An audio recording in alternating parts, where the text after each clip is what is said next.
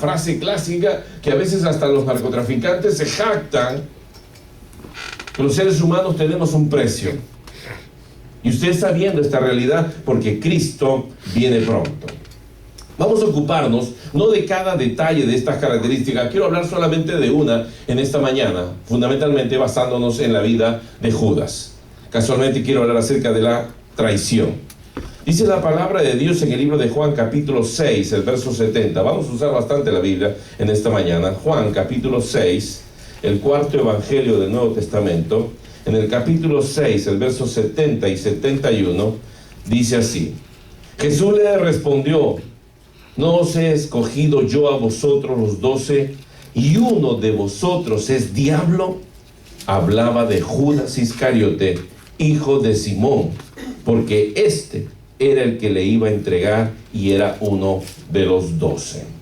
Jesús llama, hermano, a mucha gente a ser parte de su reino, y especialmente llamó a un grupo de 12 para ser el grupo más íntimo en su vida, ¿sí? Pero ¿sabe?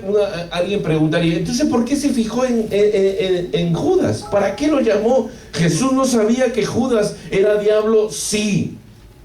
¿Sabe por qué tú estás aquí en la iglesia en esta mañana? Porque me trajo mi mamá. Y porque mi esposa me dice, vamos a la iglesia, vamos a la iglesia. Y tuve que venir a la iglesia. ¿Sabes por qué estamos aquí nosotros en la iglesia? Es que a pesar de que Dios sabe que lo podemos traicionar, igual Él nos elige. Amén. Igual Él quiere que tú y yo estemos con Él. Esto es algo que no podemos entender.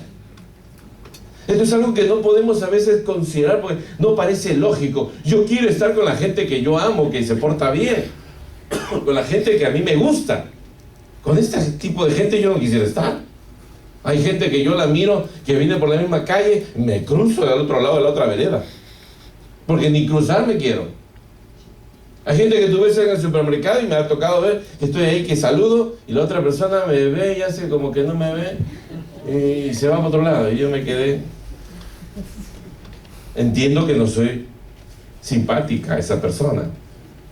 Y de repente tú dirás, Dios también con nuestras actitudes debería mirarnos de lejos. Mas sin embargo, Él nos llama, y escúchame bien, no importa lo que la gente dice de ti, los pecados que hayas cometido, igual Dios te ama y se acerca a ti. Con el único propósito que Jesús tenía con Judas, era ver si Él lograba cambiar su vida. Usted conoce de repente ya el final de la vida de Judas, pero al principio cuando Jesús lo llama, no se fijó que él era diablo. No le importó lo malo que él era. Porque déjeme decirle, Judas era una persona de repente como muchos de nosotros jóvenes que nos gusta la política, la justicia. ¿A cuánto le gusta la política? A nadie le gusta la política. Por lo menos hablar del país, de los cambios, que por qué bajó el petróleo, subió el petróleo, que Chávez murió, que no sé qué pasó, y está usted hablando de Fidel y qué está pasando entre Estados Unidos y Cuba. Hay gente que a veces se sienta a hablar del mundo como si alguien nos escuchara, pero porque le gusta intervenir en la vida política del mundo, del país, de nuestras naciones. Está al tanto usted de lo que pasa en México, por ejemplo, de los 43 desaparecidos. ¿Cuándo están siguiendo esas noticias? Es un absurdo y uno se indigna ante esa situación. Judas era así. Judas era uno de los celotes. ¿Saben lo que eran los celotes? Eran herederos revolucionarios de los macabeos. Era un partido político que enseñaba que había que rebelarnos contra el imperio romano. Ellos abrazaban la idea de que el Mesías tenía que ser un rey que iba a aporrear a los romanos.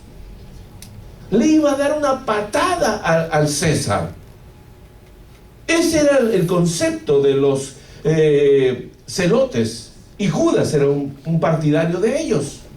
Judas era un revolucionario. Él quería cambios radicales, pero él quería solamente los cambios físicos y materiales. Él estaba cansado de comer solo pupusas sin ensalada, sin verduras.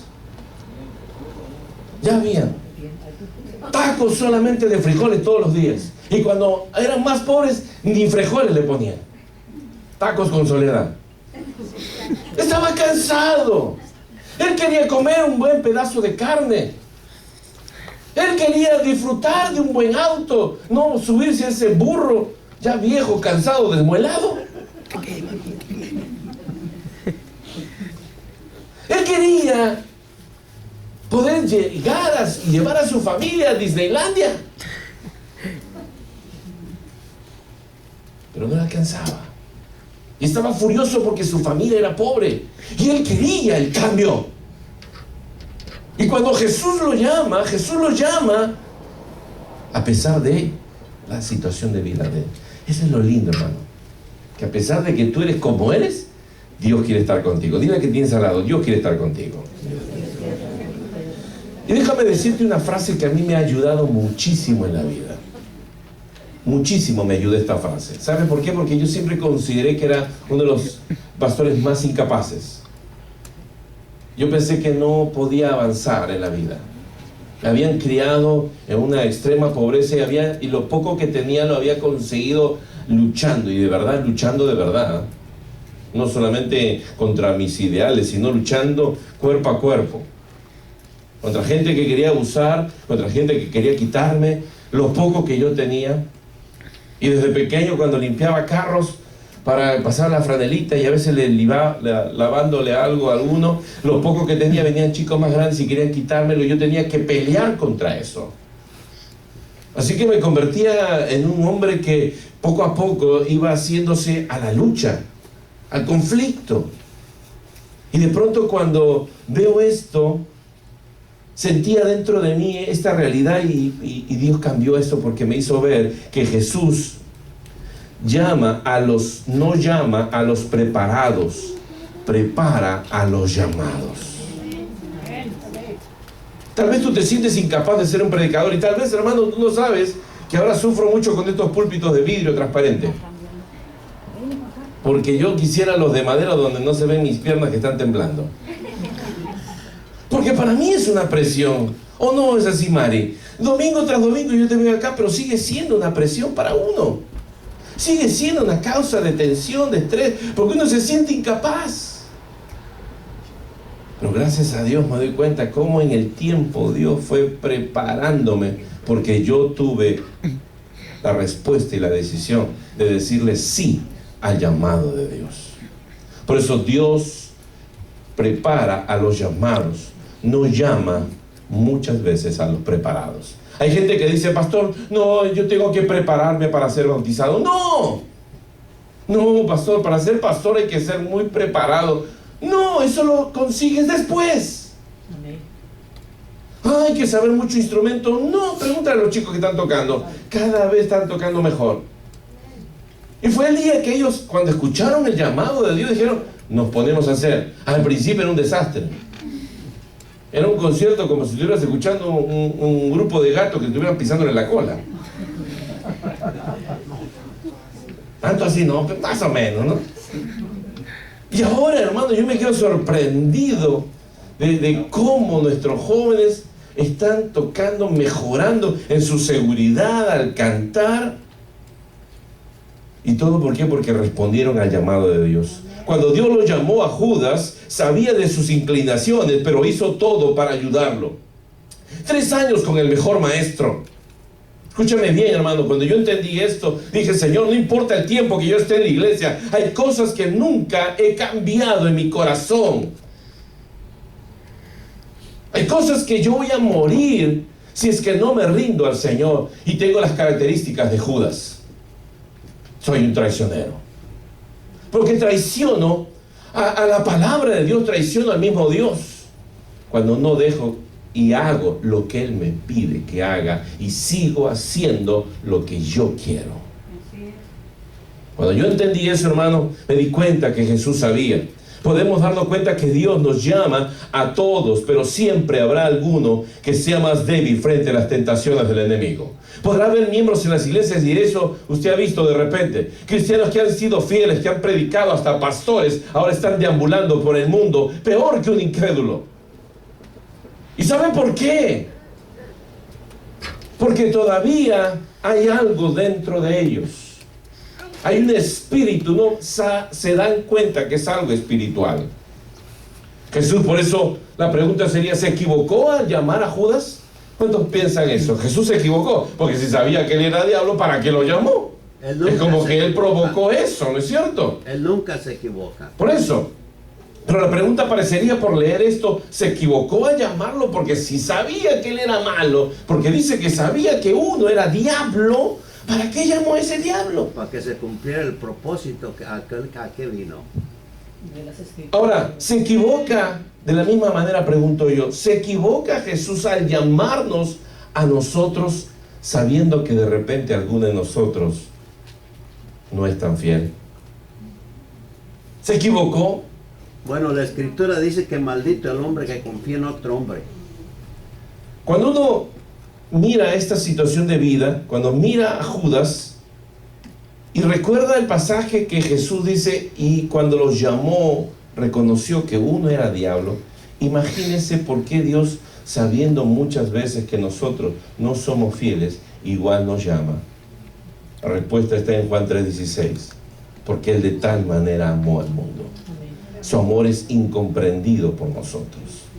En el libro de Juan mismo, capítulo 6, el verso 70, vuelvo a mencionar ese pasaje que dice, y uno de vosotros es diablo. ¿Cómo se inició Judas como traidor? La pregunta también aquí podría hacerse si Judas realmente era un diablo. Tenía cuernos, tenía cola, era su piel como dragón, era rojo, escarlata. ¿Cómo es un diablo? ¿Cuántos han visto un diablo? Y usted de repente pensará que un diablo es algo feo, terrorífico, desastroso. Y fíjese, la Biblia dice que hasta Satanás se disfraza como ángel de luz.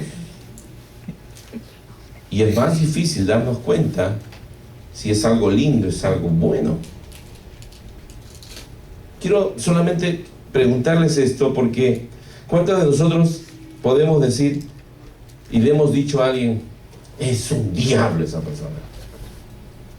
Me acuerdo hasta mi abuelita nos decía algo a veces cuando nos portábamos mal, nos decía algo hasta en quechua, el idioma de los incas. Él decía, supeipahuahuan. ¿Alguien sabe qué significa eso aparte de mis hijos y mi esposa? ¿Algún otro peruano se acuerda? ¿Ha escuchado eso? Eso significa hijo del diablo. Ay, o si no, cuando alguna persona ha tomado demasiado y ha hecho lío, le dio los diablos azules. ¿Ha escuchado eso? Los diablos rojos. Y empezamos a hablar de personas, a veces hasta cristianos, le han dicho a su esposo, apártate, Satanás. ¿Sí o no? ¿Le han dicho sí o no? Hasta no han pensado alguna vez por lo menos.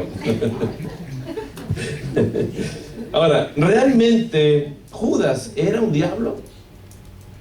¿O era un discípulo? Fíjate lo que te estoy preguntando. Porque un discípulo de Jesús puede también llegar a ser un diablo.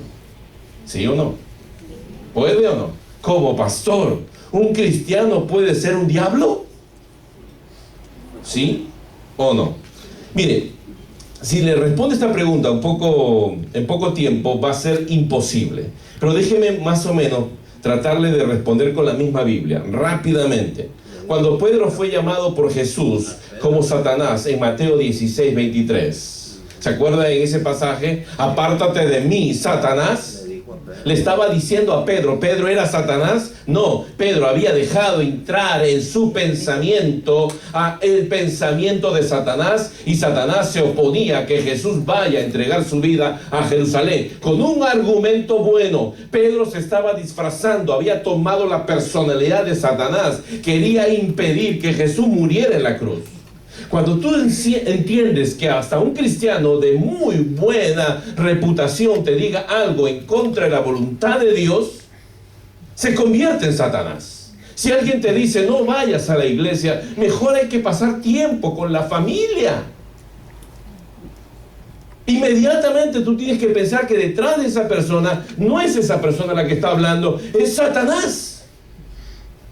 ¿Qué ganas tanto de ir a la iglesia?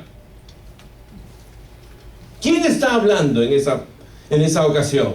Tal vez será un familiar, una persona muy elocuente, muy inteligente. Tal vez hasta cuando has ido a hacer tus taxes en estos días, el recaudador muy honesto, muy inteligente, muy hábil con los números, te dice, ¿estás dando tanto a la iglesia?